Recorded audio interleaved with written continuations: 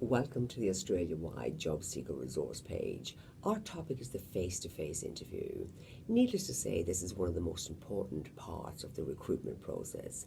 It's your opportunity to meet face-to-face either with a recruiter or an internal hiring manager and convince them that you are the person that they are looking for.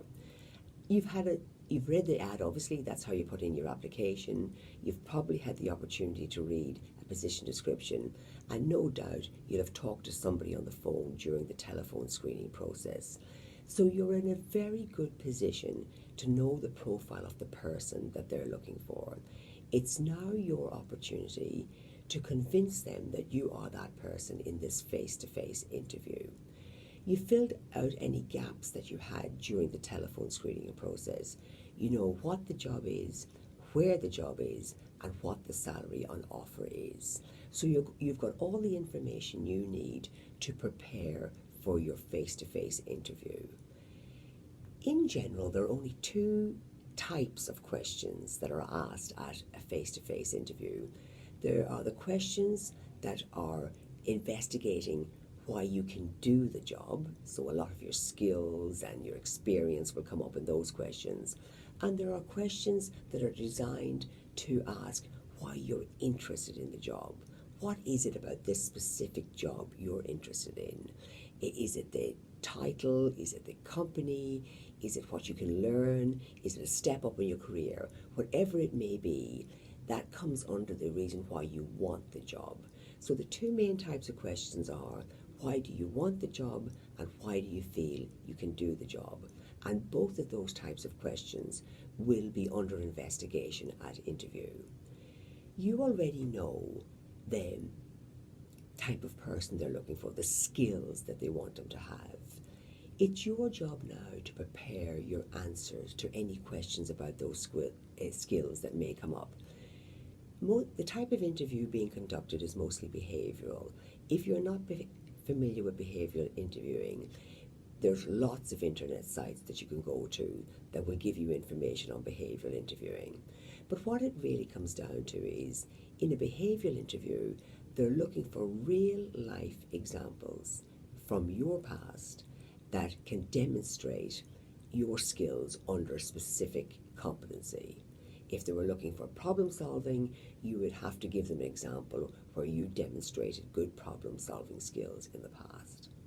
So what we know now about the face-to-face interview is they're going to ask us questions as to why we want the job, questions as to why we feel we can do the job, and that most likely they're going to ask us for examples to demonstrate those competencies.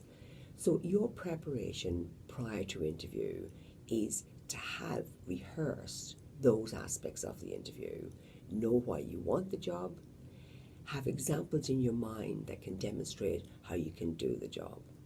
Rolling out those examples normally happens through a technique called the STAR technique.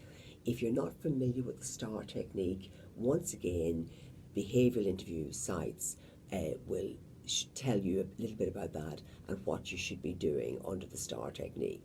But basically what you're doing is, when you're asked a question and you're asked to give an example, you state the example you're going to talk about, you move on to the actions you took under that example, and you tell them the results you got. So the STAR technique helps you to roll out your answer in a very logical form. And given that one of the competencies under examination at interview is communication skill, STAR technique will help you present a very clear, focused answer to the questions that you're being asked. During the course of the interview, you'll be given the opportunity to ask any questions you might have. So if you have questions, always ask questions. If you haven't questions, you don't have to make them up. If it's been clear and you've no question, that's fine too. But what I would suggest is, at the end of the interview process, take the advantage of making an exit statement. You know, when you're saying goodbye to the people you've met or the person you've met, don't forget to tell them in one sentence or two sentences how much you've enjoyed the interview and that what a high level of interest you have in the job. You also need to ask them what the next step is. when can you expect to hear from them? So that there's a nice logical schedule in your head as to when you're going to hear about your interview, so that you know what's going on. So good luck with preparing for the interview.